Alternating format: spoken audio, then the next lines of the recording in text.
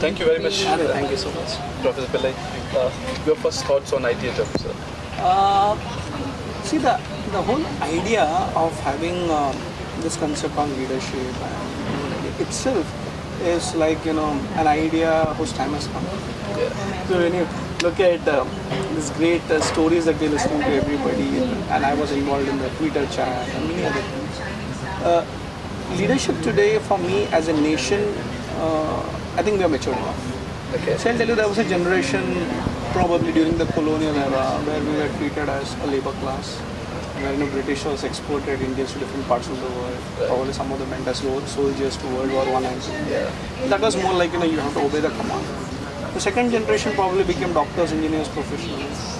And now our generation is becoming like managers, running some of the biggest companies. But I think the time has come where probably we are taking the leadership role worldwide. And I would say the time has started but still not achieved its pinnacle. So if you look at, I know of hundreds of places where every discussion is about leadership, decision making. So I think IDIATM itself is an idea whose time has come, and at the right time and doing the right activities. Wonderful, wonderful.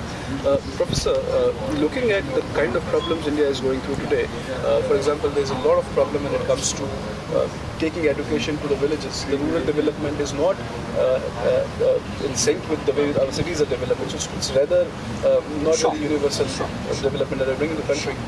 What insight from what Chanakya wrote in Arthashastra can be brought about to solve a problem of this magnitude?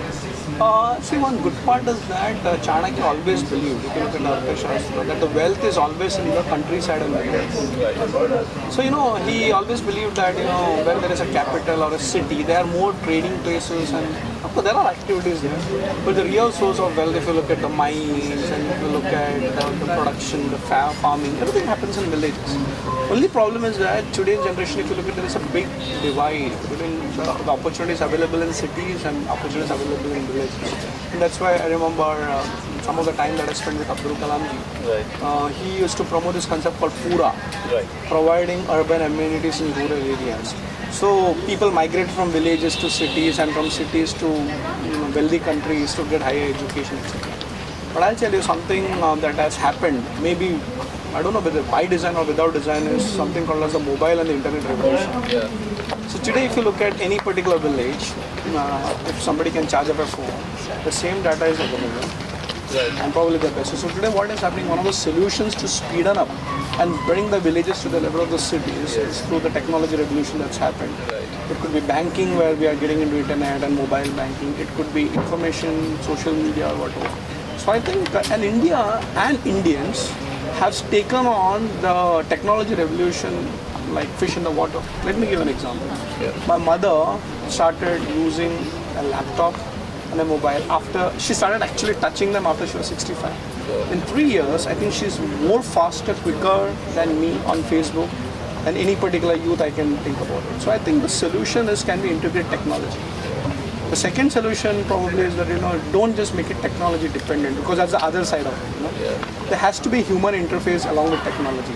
Somebody sent a beautiful WhatsApp message. One person died, and his funeral only 3 people came, and his wife was telling me he had 5,000 friends on Facebook. So it's important that we work hand in hand with the rural and also use technology. You teach students at the Mumbai University as well, and you also do a lot of programs with the government sector and PSU. Now, these are because in corporate already people are talking about leadership. This is where leadership is going to permeate now to the so how do you see youth of this country taking about leadership roles going forward? So the best part about the youth of this particular generation, they're not afraid of taking risks. I can tell you hundreds of colleges right in Mumbai University, and it's we have 750 colleges in Mumbai University affiliated. I just traveled to Belgaum and Hubli. I was in IIM Ahmedabad just last month. You would be surprised, the youth is actually thinking about entrepreneurship. They're not thinking about jobs, because unlike our generation where a job was the most important, they say, okay, 3 saal to experiment kar sakte. So today many of the placement cells are getting dry, and they are having more incubation centers of can I start a business, and thanks Startup India and Get Up India. So what is happening is that I think that itself is a sign of leadership for the youth, that they're ready to experiment unknown areas, like somebody wants to become a photographer and a filmmaker. And I know of doctors who have said, I want to go and become a singer. So I think the first level of leadership is taking risk, going to an unknown path. That's happened. But what is the problem with the youth is that they lack maturity. I mean, they don't have much experience, but they have started. But it's important to start somewhere. And unfortunately, what is happening is that the previous generation may not be the right people to guide them because they have the slavery mentality of saying, "Yeah, beta, ye mat fixed job." So I think over a period of 10 years, when some of these guys have already done businesses, they will guide the youth before we get it. So I think our country's youth is taking the risk, having leadership qualities, getting educated, global exposure. I think in 10 years down the line, these youth will become the role models for everybody in the world.